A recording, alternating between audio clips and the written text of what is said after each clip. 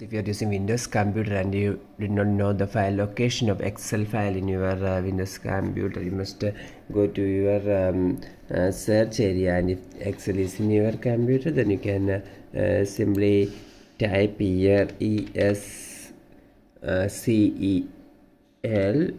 Then you can see that the Excel apps come here, and below this app there you can see the option to find the file location. So if you want to search the file location of the Excel, then you must click this open file location here.